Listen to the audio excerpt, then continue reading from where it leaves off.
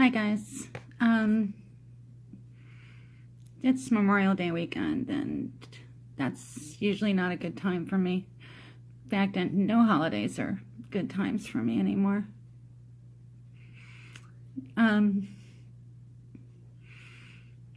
You've seen me post about it and I'm ready to talk more about what happened to my daughter and how she died.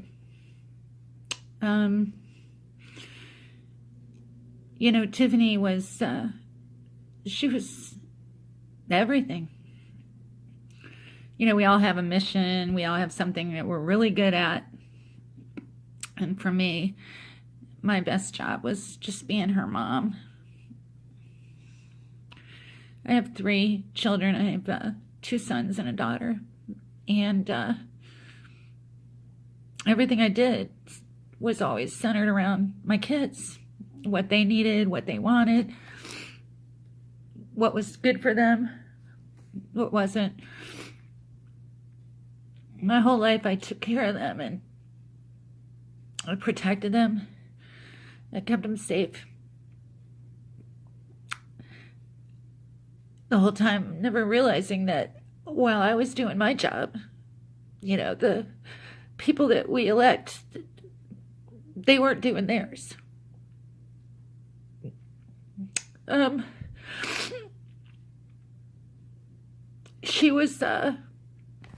She graduated a year early from school. She's a really good student, talented.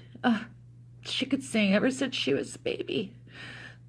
I mean, I always joked around and said she was born singing because that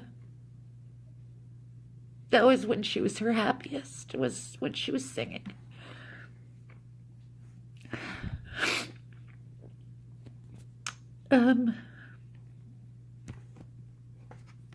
She died February 2nd, 2015 from a drug overdose.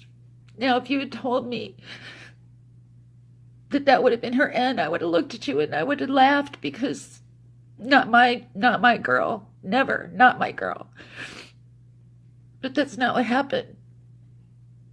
It only takes one moment in time for them to make one bad choice. And it kills them. When I was growing up, we used to worry about things like marijuana and occasionally the caffeine pill disguised as they thought it was speed. And, oh, that was terrible in my school. And that was in the 80s, but not anymore, parents. It's not like that anymore. These kids they're doing hard drugs. They're doing dangerous drugs, and now they're dying. And it doesn't need to happen. Here in Ohio, in the last 30 years, we've been number 1 for only one thing, and that's the number of overdose deaths that we've had. Not a record anybody should be proud of. So when I look at, the newspaper telling me that the Sinaloa cartel is in Cleveland, and I look at my 2 grandchildren who, their mommy they were only 3 and 5 years old. My granddaughter is never even going to know how wonderful her mommy was. And I think about how the heroin has just flooded into this country over that border. And then the Democrats stand there and they say, there's not an emergency. We're losing over 50,000 people a year just to the heroin and fentanyl. And even that number's not right because they can't always tell the difference between what's heroin and what's other opioids.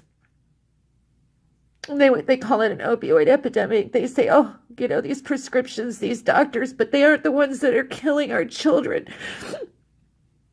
It's the drug cartels. It's specifically the Sinaloa cartel, which is now present over almost the entire United States. The heroin is on every corner. They're lacing fentanyl into everything. And it only takes a few grains and your baby's gone. Don't let this happen to your children. This isn't about politics. This isn't about parties. This is about saving your children's lives. Do not be like me. Don't trust them to do the right thing because they won't. They won't. If you love your children and you want to protect your children, you will demand border security, and you'll demand it right now. Don't be like me. Don't trust them and expect them to do the right thing because they're not. If I could go back,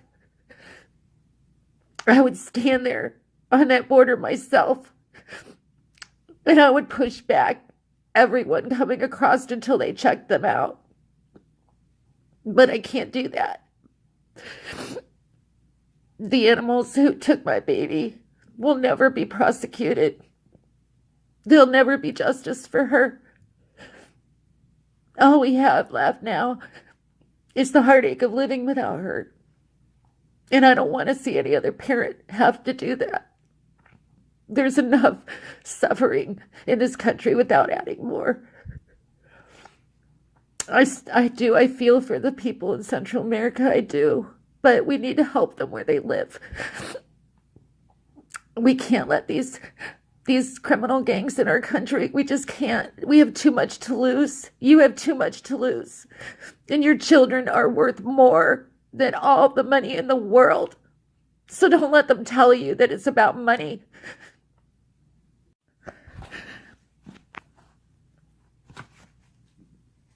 I would give everything I own, everything I have in this world for just 2 minutes to hold my baby and tell her I love her. And that she's not alone, that I'm with her.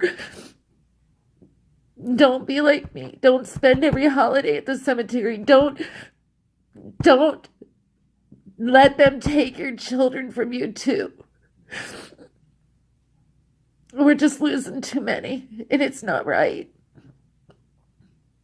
If you love your children and you want to keep them safe, you need to start by demanding that they secure that border. Not because you're a racist or not because you hate the people on the other side, but because you love your children and your family. That's why you need to do it. And then after we check people out that want to come here, then I'm all for it. Let them in. Come in. You're more than welcome, but you can't do it like this. You just can't. The losses are too high. It's just too high. So when you get up tomorrow, I want you to look at your children and ask yourself how much they're worth to you. I already know how much mine were worth to me. But how much are your children worth to you? And would you not do everything you could to protect them from people who would do them harm, including drug dealers and illegal drugs and heroin and fentanyl and the shooting crimes that go with all that? And if your answer is you would do everything to protect them from that, then you have no other choice than to demand that your politicians do something before you're standing in that cemetery watching them lower your child in the ground like I did. And I don't want that for you. I pray this message reaches everybody. I pray that you hear me and that you do the right thing.